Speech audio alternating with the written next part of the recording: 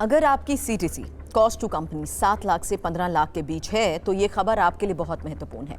21 नवंबर 2025 को अधिसूचित हुए नए लेबर कोड ने कर्मचारियों की सैलरी स्ट्रक्चर को लेकर एक बड़ा बदलाव किया है। केंद्र सरकार की इस पहल से जहां एक और कर्मचारियों के लिए भविष्य की सुरक्षा यानी ग्रेच्युटी और पेंशन का आधार मजबूत होगा, वहीं दूसरी ओर हर महीने मिलने वाली इन हैंड सैलरी यानी नेट टेक होम सैलरी में कमी आ सकती है। सीधे शब्दों में कहें तो आपकी कुल सैलरी ग्रॉस सैलरी तो नहीं बदलेगी, लेकिन जिस तरह से आपके बैंक अकाउंट में पैसा आता है उसका गणित जरूर बदल जाएगा। एक्सपर्ट्स क्या बता रहे हैं, पहले ये समझिए। एक्सपर्ट्स का ये कहना है कि नए नियम मुख्य रूप से वेजेस यानी मजदूरी की परिभाषा को लेकर आए हैं और सरकार ने ये स्पष्ट किया है कि अब बेसिक पे, महंगाई भत्ता, डीए और रिटेनिंग अलाउंस को मिलाकर बनी मजदूरी कुल मुआवजे का कम से कम 50% होना चाहिए। यदि आपकी कंपनी अभी तक इन घटकों को 50% से कम रखती थी तो अब उसे अपने सैलरी स्ट्रक्चर में तुरंत बदलाव करना होगा। इस बदलाव का सीधा असर आपके पीएफ और ग्रेच्युटी के कैलकुलेशन पर पड़ने वाला है। सवाल यह है कि आखिर क्यों घट सकती है आपकी मासिक सैलरी। पुराने सिस्टम में कंपनियां अक्सर सैलरी के भत्तों यानी अलाउंसेस वाले हिस्से को ज्यादा रखती थी और बेसिक सैलरी को कम, ताकि पीएफ और ग्रेच्युटी पर कम बोझ पड़े। लेकिन अब नए कोड के तहत यदि आपके अलाउंस जैसे एचआरए, स्पेशल अलाउंस आदि आपकी कुल सैलरी के 50% से ज्यादा होते हैं तो राशि 50% की सीमा को पार करेगी और उसे वेजेस में जोड़ दिया जाएगा।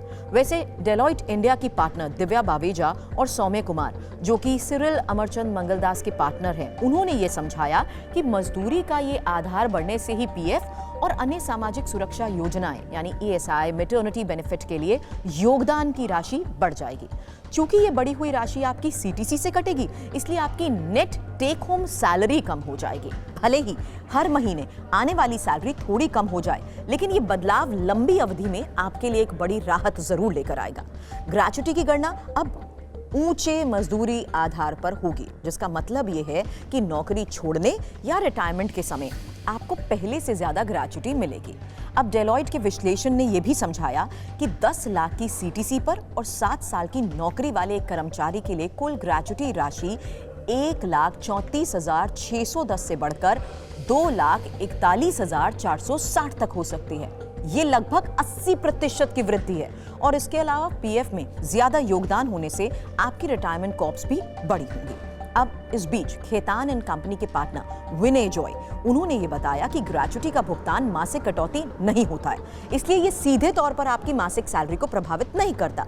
ये केवल उन्हीं कर्मचारियों के लिए एक बड़ा बदलाव है जिनकी मासिक सैलरी 15,000 से कम है, क्योंकि उच्च सैलरी वाले कर्मचारियों के लिए पीएफ योगदान की अधिकतम सीमा पहले से ही कैप्ड है यानी निर्धारित है। अब यह भी समझना जरूरी है कि नए कोड से एम्प्लॉयर का सीटीसी या कुल खर्चा कितना बढ़ेगा या नहीं बढ़ेगा, क्योंकि कुल सीटीसी वही रहेगी, सिर्फ उसके घटकों का आंतरिक आवंटन बदलेगा। एक्सपर्ट अलॉय राजवी, जो कि मैनेजिंग पार्टनर है एकॉर्ड ज्यूरिस के, और दिव्या बावेजा, उन्होंने ये भी बताया कि सिर्फ बेसिक सैलरी को 50% तक बढ़ाने से काम नहीं चलेगा। कंपनी को यह भी सुनिश्चित करना होगा कि अलायंस वाला हिस्सा कभी भी किसी भी कीमत पर कुल सैलरी के 50% से ज्यादा ना हो। यदि अलायंस 50% से ज्यादा है तो अंतर की राशि को पीएफ, ग्रेच्युटी और सामाजिक सुरक्षा लाभों की गणना के लिए मजदूरी में जोड़ना अनिवार्य हो जाएगा। वैसे इस नियम का पालन करने के लिए सभी कंपनीज को जल्द ही अपनी कंपनसेशन स्ट्रक्चर की भी समीक्षा करनी होगी।